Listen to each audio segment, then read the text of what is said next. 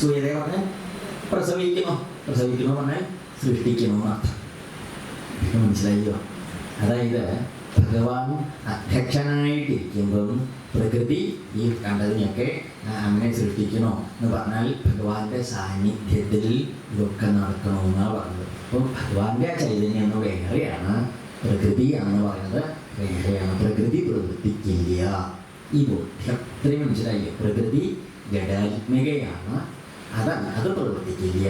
അതിലേക്ക് ഈ പ്രപഞ്ചത്തിൽ ഈ ഭഗവാന്റെ ചൈതന്യം പ്രവേശിക്കുമ്പോഴാണ് അത് ചൈതന്യവത്താവുന്നത്. ഇപ്പോൾ ഇരുമ്പിൻ്റെ കമ്പി അവിടെ ഇരുന്നോണ്ട് ഇരുമ്പിൻ്റെ കമ്പിയിൽ നമ്മൾ പോയി പിടിച്ചോ നമുക്ക് ഷോക്ക് അടിക്കുന്നില്ല. എന്നാൽ ഇരുമ്പിൻ്റെ കമ്പിയുടെ അറ്റത്തൊരു കറണ്ടിൻ്റെ കമ്പി ഘടിപ്പിച്ചിട്ട് ഇപ്പത്തെ നമ്മൾ ഇരുമ്പിൻ്റെ കമ്പി പിടിച്ചാൽ നമുക്ക് ഷോക്ക് അടിക്കില്ലേ? ശരിയല്ലേ എന്ന് പറഞ്ഞാൽ മതി. ഈ ഇരുമ്പിൻ്റെ കമ്പി കറണ്ടുള്ളതാവണത് എപ്പോഴാണ്? കറണ്ടിൻ്റെ കൂടെ കൂടുമ്പോഴാണ് എന്ന് പറയും പോലെ ഈ പ്രകൃതി പുരുഷൻ. ഇപ്പോൾ പ്രകൃതി പുരുഷൻ എന്ന് പറഞ്ഞാൽ ഈശ്വര ചൈതന്യം. പ്രകൃതി ഈ പ്രകൃതി എന്ന് പറയുന്നൊരു സ്ത്രീ പോലെ, സ്ത്രീയുടെ സമ്പ്രദായം പോലെ പറയും. പുരുഷൻ എന്ന് പറയുന്ന ഒരു പുരുഷന്റെ മട്ടം തോന്നിയേ. വാസ്തവത്തിൽ നമ്മുടെ നാട്ടിൽ ആണോ പെണ്ണാണോ പറയുന്ന മട്ടം അതിലില്ല. അത് മനസ്സിലായില്ലേ? പ്രകൃതി എന്ന് പറയുമ്പം ഒരു സുമതി അങ്ങനെ പറയുന്ന മാതിരി തോന്നുന്നില്ല. ഒരു സ്ത്രീയുടെ പേര് പോലെ തോന്നൂല. പേര് കേൾക്കുമ്പോൾ അങ്ങനെ തോന്നലുണ്ടാവില്ലേ നമുക്ക്? അതുപോലെ തോന്നും. ഈ പുരുഷൻ എന്ന് പറയുമ്പോൾ നമ്മുടെ പുരുഷന്മാരെന്ന് പറഞ്ഞാൽ അങ്ങനത്തെ പുരുഷനും ഇന്നത്തെ സ്ത്രീയൊന്നും അല്ല ഇത്. അപ്പോൾ നമ്മൾ സാധാരണക്കാരായ നമ്മളെ സംബന്ധിച്ച് തോന്നുമ്പോൾ ഒരു പുരുഷനും സ്ത്രീയും കൂടി എന്നൊക്കെ തോന്നും. ഈ പ്രകൃതി പുരുഷ സമ്പ്രദായത്തിൻ്റെ ഒരു വ്യക്തിവൽക്കരണ സ്വരൂപമാണ് എന്ത്? ഈ ശ്രീകൃഷ്ണ ഭഗവാന്റെ ഭാര്യമാര് 10,000-16,000 എന്നൊക്കെ പറഞ്ഞു കേട്ടില്ലേ? ഈ പ്രകൃതി പുരുഷ സമ്പ്രദായം. നമ്മൾക്ക് ഈ പ്രകൃതി പുരുഷൻ എന്താ നമുക്ക് മനസ്സിലാക്കണം. ഇത് 16,000 നമ്മൾ എത്ര കാലം കണ്ടു കേട്ട് മനസ്സിലാക്കിയതല്ലേ? അപ്പം ആ ഒരു മനസ്സിലാവാൻ പൊതുവെ ഈ സാഖ്യശാസ്ത്രമൊന്നും സാധാരണ ലോകത്ത് അങ്ങനെ ധാരാളമൊന്നും കേട്ടിട്ടും പറഞ്ഞിട്ടും ഒന്നും സൗകര്യം ഇപ്പം അതൊക്കെ സ്കൂളിൽ പഠിപ്പിക്കില്ല. അതിപ്പോൾ നമുക്ക് ആദ്യമായിട്ട് അങ്ങനെ അറിയുന്നുണ്ടല്ലോ. അങ്ങനെ പഠിക്കേണ്ട കാര്യം ഇതൊക്കെ എന്തൊന്നും അങ്ങനെ പഠിപ്പിക്കേണ്ട കാര്യം പഠിക്കൊന്നും പതിവില്ലേ. പിന്നെ അങ്ങനെയൊക്കെ ശാസ്ത്രങ്ങളെ കുറിച്ച് കൂടുതൽ അറിയണം എന്നൊക്കെ ഉള്ള ഒരു വാസനയുള്ളവരൊക്കെ പോയി നോക്കി അറിഞ്ഞൊക്കെ പഠിച്ച് മനസ്സിലാക്കിയിട്ട് നേരിയൊക്കെ നല്ലാതെ ഉണ്ട്. അപ്പം പറഞ്ഞതിൻ്റെ ഒരു സാരം എന്താണെന്ന് ചോദിച്ചാൽ ഇതാണ് സാഖ്യശാസ്ത്രത്തിൻ്റെ ഒരു അടിത്തറ. എന്ത്? പ്രപഞ്ചം എന്ന് പറഞ്ഞത് പ്രകൃതി പുരുഷ സംയോഗമാണ്. അപ്പം ആ പുരുഷ ചൈതന്യത്തിൻ്റെ സാന്നിധ്യം കൊണ്ടാണ് ഈ പ്രകൃതി ഈ വിധത്തിൽ ഇങ്ങനെ പ്രവർത്തിക്കുന്നത്. അല്ലാതെ പ്രകൃതിക്ക് ഒറ്റയ്ക്ക് പ്രവർത്തിക്കാൻ സാധ്യമല്ല. അതുകൊണ്ട് പ്രകൃതിയിൽ നിന്നും ഭിന്നനാണ് പുരുഷൻ എന്ന് ബോധ്യപ്പെട്ട് വെക്കലാണ് എന്ത്? പ്രകൃതി പുരുഷ വിവേകം എന്ന് പറയുന്നത്. അതാണ് വിവേകം എന്ന് പറഞ്ഞാൽ വകതിരിവ്, വേർതിരിച്ചറിവ്. ഈ പ്രകൃതി പുരുഷ വിവേകമാണ് മോക്ഷഹേതു എന്നാണ് സാഖ്യശാസ്ത്രത്തിൻ്റെ സമ്പ്രദായം. അതിനിപ്പോൾ ഇവിടെ ആവശ്യമില്ല. പക്ഷെ എന്താ ചോദിച്ചാൽ നമ്മൾ ഈ 2-ാം അധ്യായം കേട്ടു പഠിച്ചു മനസ്സിലാക്കിയിട്ട് എന്തുകൊണ്ടാണ് ഈ ഭഗവത്ഗീതയുടെ 2-ാം അധ്യായത്തിന് സാഖ്യയോഗം എന്ന് പേരുണ്ടായതെന്ന് ചോദിച്ചാൽ, കപില മഹർഷിയുടെ സാഖ്യശാസ്ത്രമാണോ എന്ന് ചോദിച്ചാൽ നമ്മളിത് കേട്ടിട്ടില്ലേ? നമ്മൾ എന്ത് പറയും? തന്നെയാണ്. കപില മഹർഷിയുണ്ട്. അപ്പോൾ വലിയ കാര്യമാവില്ല. അപ്പോൾ ഇപ്പോൾ അദ്ദേഹം ഇതന്നെയാവും പറഞ്ഞിട്ടുണ്ടാവും. മഹർഷിമാരൊക്കെ എല്ലാവരും കൂടി ഒരേ മീറ്റിംഗ് ആണല്ലോ കൂടുന്നത്. അപ്പോൾ അതിൽ നമുക്ക് തോന്നൽ വരും. അങ്ങനെയല്ല. പറഞ്ഞത് മനസ്സിലായോ? പ്രകൃതി പുരുഷ സംയോഗ സ്വരൂപമാണ് പ്രപഞ്ചം. ആ പ്രകൃതിയിൽ നിന്നും പുരുഷൻ ഭിന്നനാണ്. അതായത് ഈ ജഡസ്വരൂപമായ പ്രപഞ്ചത്തിൽ നിന്ന് ചൈതന്യസ്വരൂപമായ ഈശ്വരൻ ഭിന്നനാണ് എന്ന് മനസ്സിലാക്കി വയ്ക്കുക. അതാണ് പ്രകൃതി പുരുഷ വിവേകം. ഇതാണ് സാഖ്യശാസ്ത്രത്തിലെ മോക്ഷത്തിന് ഹേതു. ഇത്രയും മനസ്സിലാക്കി വെച്ചാൽ ഇപ്പം സാഖ്യശാസ്ത്രത്തിൻ്റെ ഏതാണ്ടൊക്കെ ഒരു എന്താ സാധനം ചുണ്ണാമ്പെന്ന് മനസ്സിലാക്കി. അത്രയുള്ളൂ. സൂക്ഷ്മമൊന്നും പഠിച്ചിട്ടില്ലെങ്കിലും സാധനം എന്താണെന്നൊരു ധാരണ കിട്ടിയില്ലേ? അതാണ് ഈ സാഖ്യശാസ്ത്രത്തെയാണ് പലപ്പോഴും നമ്മൾക്ക് ആദ്യം സാഖ്യം എന്ന് കേൾക്കുമ്പോൾ ആദ്യം അടയ്ക്കാവില്ല. ഭാഗവതത്തിലൊക്കെ ഈ സാഖ്യതത്വങ്ങളെ വിസ്തരിച്ച് പറയും. കപില കപിലോപദേശത്തിൻ്റെ ഭാഗത്തൊക്കെ പറയും ഇത് മഹത്തത്വം, അഹങ്കാരം, പഞ്ചഭൂതങ്ങൾ, പഞ്ചതന്മാത്രകൾ, പഞ്ചകർമ്മേന്ദ്രിയങ്ങൾ, പഞ്ചജ്ഞാനേന്ദ്രിയങ്ങൾ എന്നൊക്കെ പറഞ്ഞ് അതിലേക്ക് ഇപ്പോൾ പുരുഷ ചൈതന്യത്തിൻ്റെ പ്രവേശം, അപ്പോൾ ചൈതന്യവത്വ ചൈതന്യ സ്വരൂപമായിട്ട് തീരുന്നത്, അതിൽ നിന്ന് പിന്നെ ഉണ്ടാവുന്നത് എന്നൊക്കെ പറഞ്ഞിട്ട് അങ്ങനെ വർണ്ണിക്കും. അത് ഏകാദേശത്തിൽ പറയും, കപിലോപദേശത്തിൽ പറയും. പല ദിക്കിൽ ഈ സാഖ്യതത്വത്തെക്കുറിച്ചൊക്കെ വർണ്ണിക്കുന്ന ഭാഗമുണ്ട്. അപ്പോൾ ഇവിടെ പറഞ്ഞ ഈ സാഖ്യയോഗം എന്ന് പറഞ്ഞത് കപില മഹർഷിയുടെ ആ സാഖ്യശാസ്ത്രം അല്ലേ അല്ല. അതല്ല എന്ന് പറയാനാണ് അപ്പോൾ ഇപ്പോൾ നേരെ പറഞ്ഞ് പഠിച്ചത്. ഏതല്ല? ഇതല്ല. അപ്പോൾ നമ്മൾ പഠിച്ചതല്ല പ്രത്യേകം. സാഖ്യയോഗം എന്നതിന് പേരുണ്ടായിട്ട് കാരണം അതല്ല. അതായത് പ്രകൃതി പുരുഷ വിവേകത്തെ കുറിച്ച് പറയണതൊന്നല്ല പറയും. എവിടെ? ഈ 2-ാം അധ്യായത്തിൽ. ഇത്രയും മനസ്സിലായോ? അതിനാണ് അല്ലാന്ന് മനസ്സിലാവുന്നത്, എന്താണെന്ന് മനസ്സിലാവണ്ടേ? അപ്പം ഇതാണ് കപില മഹർഷി പറഞ്ഞ സാഖ്യയോഗം. ആ സാഖ്യയോഗത്തെ അല്ല ഇവിടെ 2-ാം അധ്യായത്തിൻ്റെ പേരായിട്ട് പറഞ്ഞ സാഖ്യയോഗം എന്ന് പറയുന്നത്. ഇത്രയും മനസ്സിലായോ? പിന്നെ ഇവിടുത്തെ സാഖ്യയോഗിച്ചെന്താണ്? ജ്ഞാനയോഗം എന്ന് പറഞ്ഞു വെച്ചാൽ നമുക്ക് മനസ്സിലാവുക, ഞാനാണെന്നൊക്കെ മനസ്സിലാവുക. അങ്ങനെ ജ്ഞാനയോഗം എന്ന് പറഞ്ഞില്ല. പിന്നെന്താ പറഞ്ഞത്? സാഖ്യയോഗം എന്നാ പറഞ്ഞത്. എന്താ ഇതിന് സാഖ്യയോഗം എന്ന് പറഞ്ഞാൽ അതിൻ്റെ അർത്ഥം എന്ന് പറഞ്ഞ് ശ്രദ്ധിച്ച് കേൾക്കണേ. ഈ 2-ാം അധ്യായത്തിലെ സാഖ്യയോഗം എന്ന പേരിൻ്റെ യുക്തി എന്തെന്ന് ചോദിച്ചാൽ പറയും സാഖ്യം അല്ലെങ്കിൽ സംഖ്യ. സംഖ്യ എന്നൊക്കെ പറയുമ്പോൾ നമുക്ക് എപ്പോഴും എന്തിനെ കുറിച്ചാണ് തോന്നുന്നത്? സംഖ്യ എന്ന് പറഞ്ഞാൽ എന്താ തോന്നുന്നത്? സംഖ്യ എന്ന് പറയില്ലേ നമ്മൾ? സംഖ്യാചന്ത കണക്കെഴുതി 5, 10, 20, 25, 35 അങ്ങനെയൊക്കെ പറയുന്ന സംഖ്യ. അങ്ങനെയല്ലേ നമ്മൾ സംഖ്യ എന്ന് പറയുക. ഈ സംഖ്യ എന്ന് പറഞ്ഞ അർത്ഥം ശരിക്കും എന്താണെന്നറിയോ? സമ്യക്, നല്ലോണം ശ്രദ്ധിക്കണേ, സമ്യക് ഖ്യായതേ പ്രകാശ്യതേ. എന്താണ്? സമ്യക് ഖ്യായതേ പ്രകാശ്യതേ വസ്തുതത്വം അനയാ.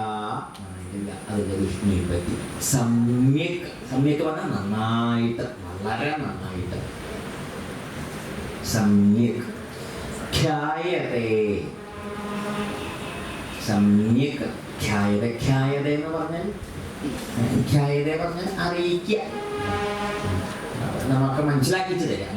സമ്യക് ഖ്യായത. ഖ്യായത എന്നുള്ളതിൻ്റെ അർത്ഥമാണ് പ്രകാശ്യത, പ്രകാശിക്കുക. പ്രകാശിക്കുക പറഞ്ഞ അർത്ഥം എന്താ? ഇപ്പം നമ്മളൊരു ഇരുട്ടുള്ള മുറിക്ക് കയറിയിട്ട് വെച്ചാൽ നമുക്ക് എന്തെങ്കിലും മനസ്സിലാവുമോ? അവിടെ എന്തൊക്കെ ഇരിക്കുന്നത്, ആരൊക്കെ ഇരിക്കണം, എന്താ സാധനം എന്ന് മനസ്സിലാവുമോ? മനസ്സിലാവില്ലേ? അപ്പോൾ അത് മനസ്സിലാവണമെങ്കിൽ എന്താ വേണ്ടത്?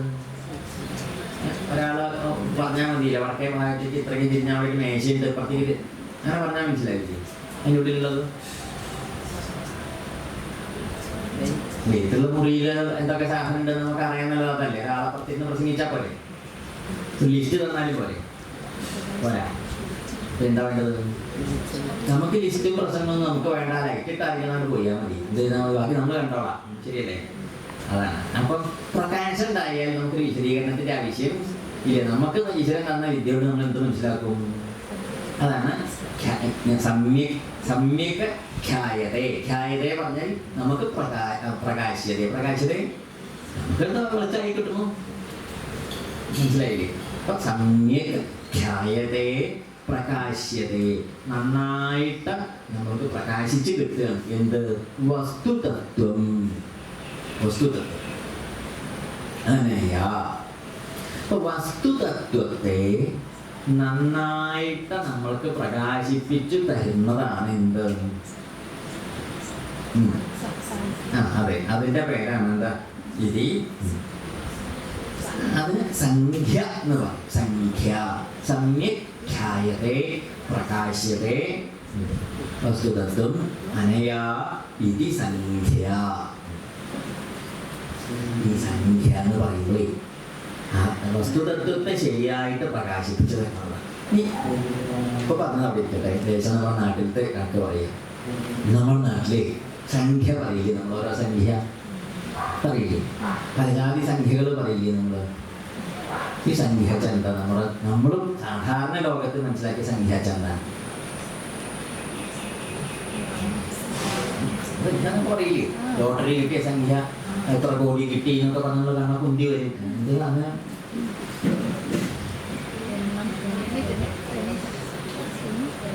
ഈ സംഖ്യ എത്ര ഇപ്പൊക്കെ സംഖ്യ പറയും, കുട്ടികൾ സ്കൂളിൽ എത്ര കുട്ടികളുണ്ട്, അല്ലെങ്കിൽ അത്ര ഇതുണ്ട്, ഇത്ര കൊല്ലമായി, ഒക്കെ സംഖ്യയിലാണ് നമ്മൾ പറയുക അല്ലേ?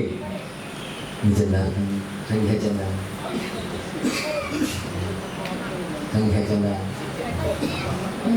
അല്ല, ശരിയായിട്ട് ചിന്തിച്ച് നോക്കിയാൽ ഈ സംഖ്യകൾ 1 2 3 4 5 6 7 8 9 10 എന്നൊക്കെ പറഞ്ഞ് നമ്മളിങ്ങനെ എണ്ണിപ്പോണില്ലേ? അപ്പോൾ നമ്മൾ 1 2 3 4 5 എന്ന് പറയുമ്പം ഈ കേൾക്കണവരുടെ എന്താ തോന്നുന്നത്?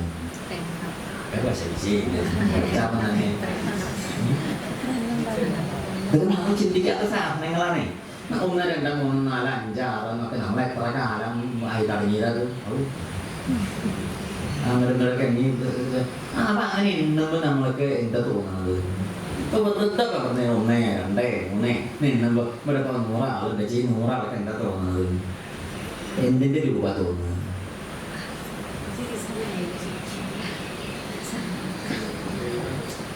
എന്തിന്റെ രൂപ തോന്നുന്നത്? ആ ചിലരുടെ ഉള്ളിലെ 1 എന്ന് പറഞ്ഞ ഇങ്ങനെ നിൽക്കുന്ന ഒരു ഇങ്ങനെ വരയ്ക്കണം, 2 പറഞ്ഞാൽ നിൽക്കുന്ന 2, 3 പറഞ്ഞാൽ ഒടിഞ്ഞു കുത്തിയ 3, അങ്ങനെയൊക്കെ തോന്നും ചിലർക്ക്. ചിലർക്ക് തോന്നും 1 2 എന്നൊക്കെ പറയുമ്പോൾ തോന്നുന്ന വേറെ വല്ല വസ്തുവായിട്ട് ബന്ധപ്പെട്ടി തോന്നും, 1 പൈസ 2 പൈസ 3 പൈസ അങ്ങനെയൊക്കെ ചിലപ്പോൾ തെങ്ങനെ ആളുകൾ താല്പര്യമുള്ള വിഷയമായിട്ടൊക്കെ തോന്നും. ശരിയല്ലേ? അല്ലാതെ ഇപ്പൊ നമ്മൾ മലയാളിയോട് ഇങ്ങനെ 1 എന്നൊക്കെ ഇങ്ങനെ എഴുതിയിട്ടൊക്കെ ശീലിച്ചവരായതുകൊണ്ട് നമുക്ക് അത് പറയുമ്പോൾ അങ്ങനെ തോന്നും. ഒരു 200 കൊല്ലം മുമ്പുള്ള വല്ലവരും ഇതിൻ്റെ ഇടയ്ക്ക് വന്നിരിക്കുന്നുണ്ടെങ്കിൽ ഒരിക്കലും വേണ്ട ആരുമില്ല. 200 കൊല്ലത്തെ ആൾക്കാരൊക്കെ ഒരു 200 കൊല്ലമൊക്കെ മുമ്പുള്ള ഒരു മലയാളി ഇപ്പം നമ്മുടെ ഇടയിൽ ഉണ്ട് കൂട്ടിക്കോളും. അദ്ദേഹത്തിന് പക്ഷേ നമ്മൾക്ക് തോന്നി പറഞ്ഞ ഈ രണ്ടിനെ തോന്നില്ല, ഒന്നിനെയൊന്നും തോന്നില്ല. എന്തത്? അദ്ദേഹം പഠിച്ചില്ല, അദ്ദേഹത്തിൻ്റെ ഒന്നൊക്കെ വേറെ ജാതിയ. ശരിയല്ലേ? ഉത്തരേന്ത്യക്കാരനെ കൊണ്ടുവന്ന് കൂട്ടിക്കോളൂ. ഹിന്ദി നാട്ടിൽ നിന്ന് ഒരാളെ കൊണ്ടുവന്നിട്ട് ഇവിടെ ഇരുത്തിയിട്ട് അയാൾ 1 2 പറഞ്ഞാൽ അയാൾക്ക് നമ്മുടെ 1 2 അവരുടെ 1നൊക്കെ എങ്ങനെയാ മറ്റേ പയറിനെ കുനിയ വന്ന മാതിരി പറഞ്ഞൊരു 1 2 വേറെ ജാതി 2 അങ്ങനെയൊക്കെ ഉണ്ടല്ലോ, ചുരുട്ടി മടക്കി വെച്ച മാതിരിക്കുള്ള വേറെ സാധനം. അപ്പൊ ഈ നമുക്കിത് ഈ സംഖ്യ പറയുമ്പം ഓരോരുത്തർക്കും തോന്നുന്നത് ആ സംഖ്യ എങ്ങനെയാണോ കടലാസിൽ എഴുതി നമ്മളൊരാളെ ബോധ്യപ്പെടുത്തുന്നത് ആ സംസ്കാരത്തിലുള്ള അടയാളങ്ങളെയാണ് പലപ്പോഴും തോന്നുന്നത്. അല്ലാതെ സംഖ്യ എന്ന് പറഞ്ഞത് നമുക്കറിയില്ല. അറിയില്ല. അപ്പൊ നമ്മൾ ഈ 1 എന്ന് പറയുന്നത് എന്തിനോട് ചേർക്കുന്നു? ഏത് വസ്തുവിന്റെ കണക്കാണോ നമുക്ക് പറയേണ്ടത് ആ വസ്തുവിലേക്ക് യോജിപ്പിച്ച് നമ്മൾ ആ സംഖ്യ മനസ്സിലാക്കും. 20 എന്ന് പറയുമ്പോൾ അപ്പത്തെ 2 നമ്മൾ എന്തിനോടെ ചേർക്കുന്നത്? നാഴിയോട് ചേർത്തപ്പോൾ നമുക്ക് വിഷമമില്ലാണ്ട് കിട്ടി. ശരിയല്ലേ? 3 എന്ന് പറയുമ്പോൾ 3നെ നാഴിയോട് ചേർത്ത്. 5 പറ എന്ന് പറയുമ്പോൾ ആ 5നെ ആ പറയോടാണ് ചേർത്തു. 7 കുട്ടികൾ എന്ന് പറയുമ്പോൾ 7നെ കുട്ടികളോട് ചേർത്തു. അപ്പൊ ഏതിനോടാണോ നമ്മൾ ഈ സംഖ്യയെ ചേർക്കുന്നത് അതിന്റെ കണക്കാണ് നമുക്ക് കിട്ടുന്നത്. അല്ലാതെ ആ വസ്തുവിനെ ഒഴിച്ചിട്ട് ഈ സംഖ്യയുടെ ഒരു സാധനം നമുക്ക് ബോധ്യത്തില് ഇല്ല. അപ്പൊ സംഖ്യ എന്താണ്? രൂപമില്ലാത്തത്. എന്താണ് സംഖ്യ എന്ന് പറഞ്ഞാൽ? സംഖ്യക്ക് രൂപമുണ്ടോ? ഇപ്പൊ മനസ്സിലായില്ലേ? സംഖ്യക്ക് രൂപമില്ല. അതല്ലേ 1ാം ക്ലാസ്സിലെ ടീച്ചർമാരൊക്കെ പഠിപ്പിക്കാൻ പറ്റുന്നത്. പാട്ട് കോളേജിലൊന്നും പഠിപ്പിക്കാൻ വിഷമമില്ല, അവിടെ പഠിപ്പിക്കാൻ വിഷമം. ആ 1ാം ക്ലാസ്സിലെ ടീച്ചർ എത്ര പാട് പെട്ടിട്ട് അതിൻ്റെ ഉള്ളിലേക്ക് 1നെയും 2നെയൊക്കെ കയറ്റി വിടുന്നതില്ലേ? ശരി. അതിന് രൂപമുള്ളതിനെ നായ പൂച്ച കാക്കാന്നൊക്കെ കാണിച്ചു കൊടുത്തവരോട് കാണിച്ചു കൊടുത്താൽ മതി. ഇത് രൂപയ്ക്ക് എത്രാണ്? എന്താ സംഖ്യയ്ക്ക് രൂപമില്ല. നമുക്ക് ഈ വലിയ ഈശ്വരൻ തന്നത് തന്നെയും ടീച്ചർമാരാവാനാണ് തോന്നുന്നത്. ഇതില്ലെങ്കിൽ നമ്മളിത് പഠിക്കുമോ? നമ്മൾ ഇതിനെ കൊണ്ട് വളർത്തി പിടിച്ചിട്ടല്ലേ നമ്മൾ പഠിപ്പിച്ചതും എണ്ണിയതും തീരുമാനിച്ചതൊക്കെ. അപ്പൊ ഈ സംഖ്യയില്ലാത്തത്, രൂപമില്ലാത്ത സംഖ്യയെ നമ്മൾ ഈ രൂപമുള്ളതിനോട് ചേർത്ത് പിടിച്ചിട്ടാണ് മനസ്സിലാക്കുന്നത്. ഇത്രയും ധരിച്ചില്ലേ? അപ്പൊ സംഖ്യ എന്ന് പറഞ്ഞാൽ എന്താണെന്നറിയോ? രൂപം ഇന്നതാണ് അതിൻ്റെ രൂപം എന്ന് പറയാൻ സാധിക്കാത്തതായ ആ വസ്തുതത്വല്ലേ? ആ വസ്തുതത്വത്തെ ശരിയായിട്ട് ബോധ്യപ്പെടുത്തിക്കൊള്ളാം. ഇത് നമുക്ക് കുട്ടികളുടെ എണ്ണായിക്കോട്ടെ, പറയായിക്കോട്ടെ, വീടായിക്കോട്ടെ, എന്തായിക്കോട്ടെ, നമ്മൾക്കൊരു വ്യക്തമാവുന്നത് സംഖ്യ ഉണ്ടാവുള്ളൂ. അതുകൊണ്ടാണ് ആറ്റിലേക്ക് ഒഴിക്കുമ്പോൾ വാട്ടച്ചമാനം ചിരിച്ചാൽ പോരെ? അന്ന് നേരം കളയേണ്ട കാര്യമുണ്ടോ? ഇല്ല, അതെന്തിനാ ആറ്റിലേക്ക് ഒഴിക്കുമ്പോൾ അളന്ന് ഒഴിക്കണം എന്ന് പറഞ്ഞത്? വൈകുന്നേരം കണക്ക് കൊടുക്കാനോ? അതൊന്നുമല്ല, കണക്കൊക്കെ കൊടുക്കേണ്ടത് കൊടുത്തോളൂ, കുഴപ്പമില്ല. പക്ഷെ അതൊന്നുമല്ല ഇതിന്റെ ഉദ്ദേശം. അപ്പൊ എന്താ ഇതിന്റെ ഉദ്ദേശം? ആറ്റിലേക്ക് ഒഴിക്കുമ്പോൾ അളന്ന് ഒഴിക്കണം എന്ന് പറഞ്ഞതിന്റെ അർത്ഥം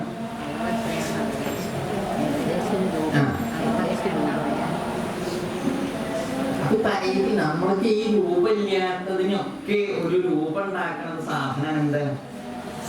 ഈ സംഖ്യ. നമ്മൾ പച്ചക്കോട്ടങ്ങൾ കമഴ്ത്തി എന്ന് പറയാമല്ല, 4 പറയാൾക്ക് കമഴ്ത്തിയത് എന്നുണ്ട്. അപ്പൊ അതിന് ഒരു പ്രകാശം കിട്ടി, നമ്മൾ പ്രകാശത്തിന് വിളിച്ച കിട്ടി, ഇത്രയാണ്. എത്ര റുപ്യ നഷ്ടമായി? ഒരു 500 പോയില്ല, 2000 പോയി. അപ്പൊ എന്ത് തോന്നുന്നു? ആ ഒരു കൃത്യത അതിൽ. അപ്പൊ ഈ സമ്യക് ഖ്യായത്തെ പ്രകാശ്യത്തെ നാം ശരിയായിട്ട് ഖ്യാപനം ചെയ്ത് പ്രകാശിപ്പിച്ച് തരുന്നതാണ്. ഇതിനെ വസ്തുതത്വത്തെ പ്രകാശിപ്പിച്ച് തരുന്നതായതുകൊണ്ടാണ് അത് എന്ത് പേരുണ്ടായത്? സംഖ്യയാന്ന് പേരുണ്ടായത്. വസ്തുതത്വം വെച്ചാൽ ഏതിനെയാണോ നമുക്ക് കൃത്യമാക്കേണ്ടത്, കൃത്യമായിട്ട് ബോധ്യപ്പെടുത്തേണ്ടത്, ആ ബോധ്യപ്പെടുത്തേണ്ടതായിട്ട് വരുമ്പോഴാണ് നമ്മൾ സംഖ്യ ഏതിൽ പ്രയോഗിക്കുന്നത്. ഏതിലും പ്രയോഗിക്കണം. ഇല്ലെങ്കിൽ നമുക്ക് എന്തിൻ്റെ ആവശ്യമില്ല. അപ്പൊ ഇങ്ങനെ പണമൊക്കെ ആക്കാൻ കൊടുക്കുമ്പോ അങ്ങനെ വാരി ഇങ്ങനെ കൊടുത്തു വെച്ചാൽ അങ്ങനെ കൊടുക്കുക. നമ്മൾ കാശൊക്കെ കൊടുക്കുമ്പോ വാങ്ങുമ്പോഴൊക്കെ കടയിലൊക്കെ പോയിട്ട് സാധനം വാങ്ങിയിട്ട് ഇതൊരു പിടിയില്ല, എന്നിട്ട് വാരി അങ്ങോട്ട് കൊടുത്തു. അപ്പൊ അയാൾ വാരിയിട്ട് ഇങ്ങോട്ട് വെച്ചിട്ട് ഇത്ര വേണ്ടിയായിരുന്നു അതൊരു പിടി അങ്ങോട്ട് ഉണ്ടാവണം, വേറൊരു പിടി ഇങ്ങോട്ട് തരുമോ? എന്താ കാരണം? അവിടെ നമുക്ക് സമ്യക് ഖ്യാപനം